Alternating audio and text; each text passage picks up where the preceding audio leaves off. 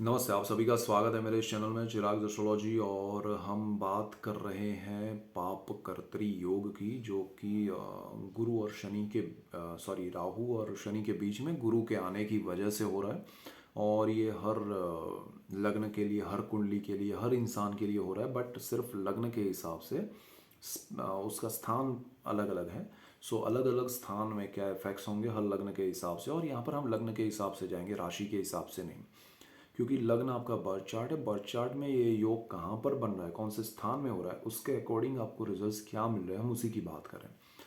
अगर किसी को समझ में नहीं आ रहा है कि भाई लग्न कौन सा है, राशि क्या है, या कुंडली में स्थान क्या होते हैं, ग्रह क्या होता है, तो वो मेरा एक वीडियो है कुंडली कैसे देखे, पार्ट 1, वो देखेंगे, सिंपल वे में समझ आ जाएगा आपको। और ये जो योग है पाप कर्तरी, वो कैसे होता है, तो वो दो अशुभ ग्रहों के बीच में जब कोई शुभ ग्रह आता है या कोई स्थान आता है, तो उसको पापकर्तरी योग कहते हैं, उस स्थान को लेकर, उस ग्रह को लेकर। तो गोचर में अभी क्या हो रहा है कि 12 तारीख को गुरु है, वो मेष में आ रहे हैं, जहाँ आपकी कुंडली में 1 नंबर लिखा है। राहु राहु जो है वो आपके 1 नंबर जहाँ लिखा है वहाँ पर आ रहे हैं 12 तारीख को, अप्रैल की। और अप्रैल 13 तारीख को गुरु जो है वो 12 नंबर जहाँ लिखा है वहाँ पर आ रहे हैं। और शनि जो है वो 29 अप्रैल को 11 नंबर लिखा है वहाँ पर आ रहे हैं। अब कुंडली में क्योंकि 12 स्थान होते हैं, फिर 12 के बाद एक आता है, सो 1, 12 और 11, 1 में राहु, 12 में गुरु और 11 में शनि, यानी कि शनि और राहु के बीच में गुरु आ रहे हैं। आपकी कुंडली में जहाँ पर ये नंबर्स लिखे हैं 1, 12 और 11, वहाँ पर ये घटना हो रही है कि 1 नंबर में राहु, 12 नंबर जहाँ लिखा है वहाँ पर आपका गुरु, और 11 नंबर जहाँ लिखा है वहाँ आपका शनि। अब लकीली शनि जो है वो यहाँ पर 2.5 महीने के लिए ही है, और फिर वो चले जाएंगे। बाकी ये दोनों राहु और गुरु तो थ्रू आउट द ईयर फिर यहीं पर रहने वाले हैं। अगर शनि यहाँ रहते तो वो बहुत ही खतरनाक होता, ये योग लंबा चलता, लेकिन हम सब लकी हैं कि ये योग कम चल रहा है। और शनि यहाँ पर 29 अप्रैल से जुलाई के 12 जुलाई तक रहेगा, और 12 जुलाई के बाद भी उसके इफेक्ट थोड़े मेंटल स्ट्रेस हो सकता है। तो मैं कहूँगा कि जुलाई एंड तक ही इसको आप माइंड में रखिएगा। सो यहाँ पर हो क्या रहा है कि आपके मिथुन लग्न के लिए ये जो योग है वो कुंडली के कर्मस्थान में हो रहा है। जहाँ पर आपकी कुंडली का कर्मस्थान है वहाँ पर गुरु आएगा, वहाँ पर 12 नंबर लिखा है, वो आपका कर्मस्थान है मिथुन लग्न के लिए। सो मिथुन लग्न में ये चीज़ बहुत इंपॉर्टेंट है, क्योंकि गुरु कर्मस्थान में आ रहे हैं, और ये राहु 11th हाउस जो सोर्स ऑफ इनकम है उसमें आ रहे हैं, और भाग्य में शनि आ रहे हैं।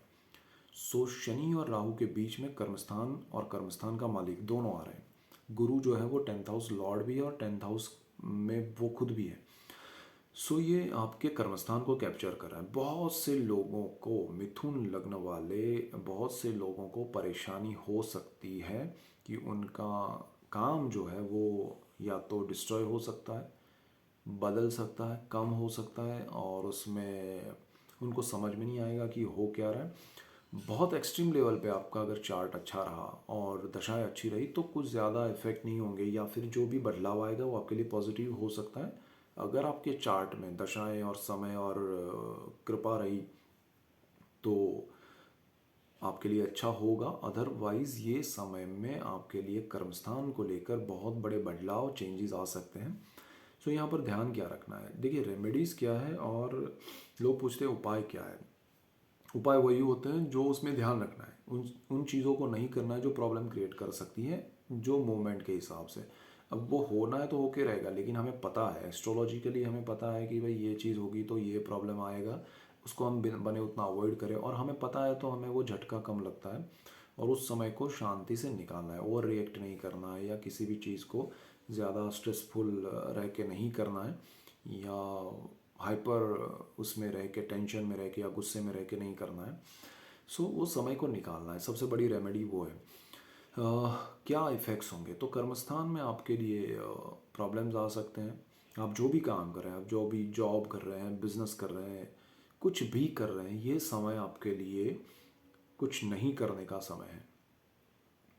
और अगर आप जो कर रहे हैं उसको संभाल लें वो बहुत है। अगर आप कुछ बड़ा नया कुछ करने जाएंगे ये समय में, हो सकता है कि वो प्रॉब्लम बन जाए, लॉन्ग टर्म की प्रॉब्लम बन जाए। बिकॉज यहाँ पर तीनों ग्रह जो है, गुरु, शनि और आपका राहु, ये तीनों जो है वो लॉन्ग टर्म के प्लैनेट हैं, और जो रिजल्ट्स मिलेंगे वो लॉन्ग टर्म के लिए मिलेंगे। तो अगर यहाँ पर आपके लिए नेगेटिव है ये तीनों ग्रह, और कुंडली में पर्सनल चार्ट में भी और इफेक्ट ऐसा कुछ हो रहा है, दशाएं सही नहीं है, डेफिनेट आपके लिए कर्मस्थान को लेकर बहुत बड़ा झटका हो सकता है। सो यहाँ पर, क्योंकि देखिए वृषभ लग्न वालों के लिए सोर्स ऑफ इनकम में ये हो रहा था, आपके लिए कर्मस्थान में हो रहा है। दोनों चीज़ें में क्या है, एक में इनकम जा रही है तो आपके लिए वो काम ही जा रहा है। तो अब इनकम जाएगी तो काम जाएगा, और काम जाएगा तो इनकम जाएगी। ये एक सिक्के की दो बाजू है। तो लेकिन आपके लिए बिजनेस है, जॉब है, जो भी है, उसमें आपको सिंपली कुछ नहीं, जो चल रहा है उसको चलने देना है। जैसे भी तकलीफ़ें हैं वो अभी अप्रैल मिड से उसमें कोई रिएक्शन नहीं देना है, ना कोई चेंज करना है। आप चाहें कि अरे स्विच कर लूँ, बहुत बड़ा बेनिफिट होगा, तो मत कीजिएगा। आपके लिए मज़ा नहीं आएगा, लॉस होगा। आप सोचते हैं कि ये जो काम है उससे मैं बोर हो गया हूँ, या मैं बहुत सीख लिया, बहुत कुछ कर लिया, अब मुझे इसमें बदलना है, अपने आप को नई जगह पर ले जाना है, ये समय में मत जाइएगा। अदरवाइज़ वो नई जगह आपको नहीं मिलेगी और पुरानी भी हाथ से चली जाएगी। तो ये चीज़ का इफ़ेक्ट ये है। ये स्थान भी पाप कर्तरी में आ रहा है आपके लिए, तो वो स्थान भी बहुत स्ट्रांग नेगेटिव रिजल्ट आपके लिए क्रिएट करेगा। यानी कि आपको बेचैनी होगी कि मैं कब ये जगह छोड़ दूँ, कहाँ, कब यहाँ से चला जाऊँ। अब स्विच करने में प्रॉब्लम क्या होता है कि आप जहाँ जा रहे हैं वहाँ अगर श्योरिटी नहीं है, कंफर्मेशन नहीं है, तो आप मत जाइएगा। अदरवाइज़ यहाँ से छोड़ेंगे, वहाँ आपको कहेंगे कि भाई अभी रुको, 1 महीना देखते हैं, 2 महीना देखते हैं, टाइम पास होगा और आपके लिए स्ट्रेस क्रिएट होगा। सो ये चीज़ ना हो, वो ध्यान रखना है। ये समय में आपको प्रॉपर्टी परचेज नहीं करनी है। ये समय में आपको कोई भी प्रकार का प्रॉपर्टी में, लैंड में इन्वेस्टमेंट नहीं करना है।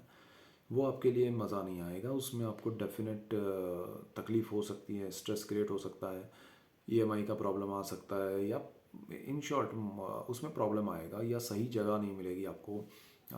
हो सकता है आपको सही फेसिंग वाली प्रॉपर्टी ना मिले, सही लैंड ना हो, उसमें प्रॉब्लम्स हो, उसमें किसी भी तरह की प्रॉब्लम्स हो, ऐसा हो, तो वो समय में आप वो मत कीजिएगा। पार्टनरशिप जो है आपकी, उसमें प्रॉब्लम आ सकता है, बिकॉज 7th हाउस का मालिक आपका गुरु है, और गुरु कैप्चर हो रहा है दोनों राहु और शनि के बीच में, और पाप कर्तरी में आ रहा है। तो आपकी पार्टनरशिप ब्रेक हो सकती है। आप शादी करने के लिए प्लान कर रहे हैं तो ये समय अवॉइड कीजिएगा। आप रिश्ता तय कर रहे हैं तो भी ये समय अवॉइड कीजिएगा। उससे पहले कीजिए या बाद में थोड़ा, या तो ये वीडियो दिखाइए कि कोई अगर जल्दबाजी कर रहा है कि नहीं नहीं क्यों आप ऐसा कह रहे हैं, एंगेजमेंट करने में क्या प्रॉब्लम है, तो ये समय देखिए ऐसा चल रहा है, बताइएगा उनको, और हम इसको अवॉइड करें। अगस्त से आप कर सकते हैं, या फिर अप्रैल 15 तारीख से पहले आप करें तो बहुत अच्छा रहेगा। ये समय को अवॉइड कीजिएगा। इसके बाद आपका बिजनेस जो चल रहा है उसमें भी पार्टनरशिप करें तो थोड़ा ध्यान रखिएगा कि ये समय में ना करें नया कुछ पार्टनरशिप। पुराना है तो उनको भी कहिएगा भी शांति रखिए, कोई जल्दबाजी नहीं, कोई हम डिसीजन नहीं लेंगे यहाँ पर, हम एक दूसरे पे कोई ज़्यादा वो कि भाई मैं ऐसा कह रहा हूँ आप क्यों मना कर रहे हो, आप क्यों ऐसा कह रहे हो मैं मना कर रहा हूँ, वो सारा नहीं होना चाहिए।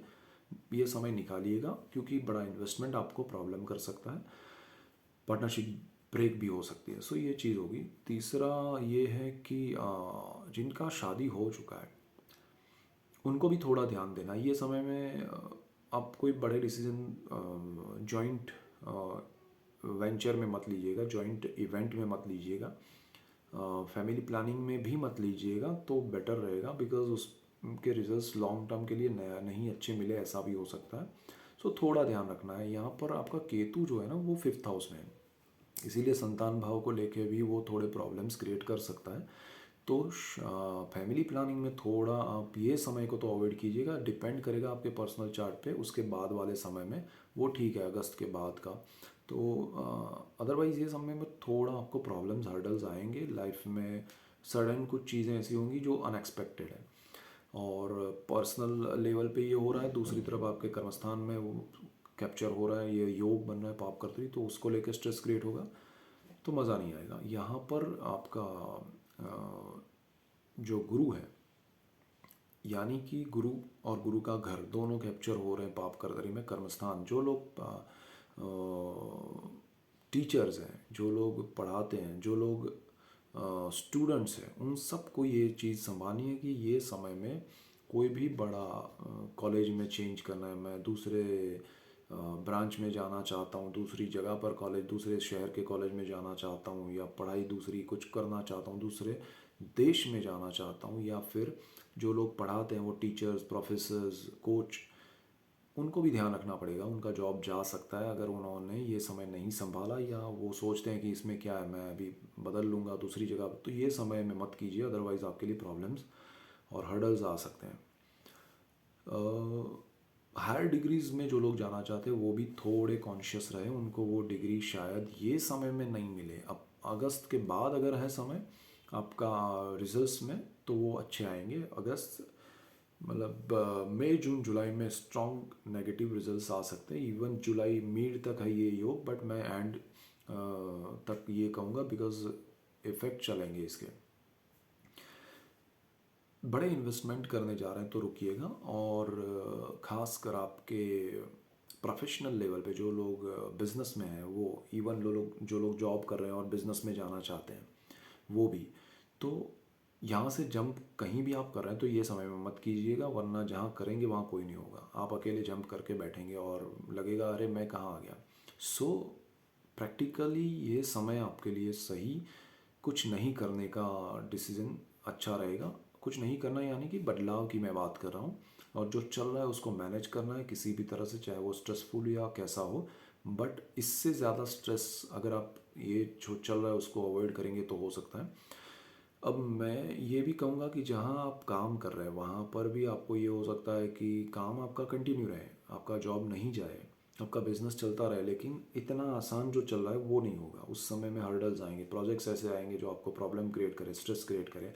बिजनेस में ऐसे प्रपोजल्स आएंगे जो आप करने जाए और फंस जाए, या आपने जो पुराने प्रपोजल्स लिए हैं जो इसमें कमिट किया है आपने कि ये जुलाई एंड तक हम ख़त्म करेंगे, तो वो आपको हर्डल्स की वजह से नहीं कर पाना, अपने कमिटमेंट नहीं पूरे कर पाना, वो प्रॉब्लम्स हो सकते हैं।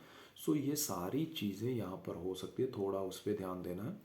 सेविंग्स जो है वो आपके खर्च हो सकते हैं, ब्रेक हो सकते हैं, आपको तोड़ना पड़े ऐसा हो सकता है। तो थोड़ी चीज़ है एक, और यहाँ पर देखिए मैं ये मेन क्या है कि ये 2.5 महीना है, लेकिन उसके इफ़ेक्ट लॉन्ग टर्म के हैं। तो आप जो भी डिसीजन लेंगे ये 2.5 महीने में, वो लंबा चलेगा, उसका असर लंबा चलेगा। तो इसीलिए मैं खास आपको ये कहने के लिए ये वीडियो बना रहा हूँ कि भाई ये समय में आपके डिसीजन, हाँ जो चीज़ आपको समझ में नहीं आ रही है, आप अपने आसपास में जो भी लोग हैं उनको पूछिए, उनकी राय लीजिए, उनके 2-4 अलग लोगों से पूछिए। जो आपका फील्ड नहीं है, जो आपका एरिया नहीं है, आपका पोर्टफोलियो नहीं है, उस एरिया में या पोर्टफोलियो में घुसने की कोशिश मत कीजिएगा ये समय में, अदरवाइज़ आपको मुंह की खानी पड़ सकती है।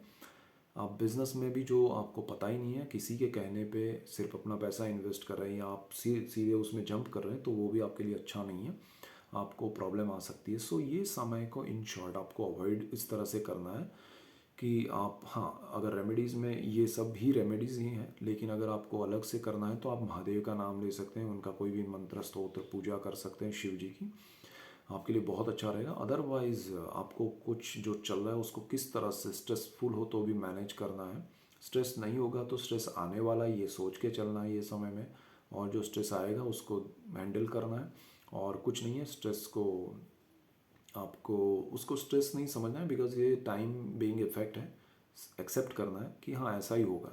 अगर आप उसको अपोज करते हैं तब प्रॉब्लम होता है। तो आपको सिर्फ ये सोच के चलना है कि हाँ ऐसा कुछ होने वाला है, एस्ट्रोलॉजी का यही बेनिफिट है कि ये ऐसा कुछ होने वाला है और हो रहा है।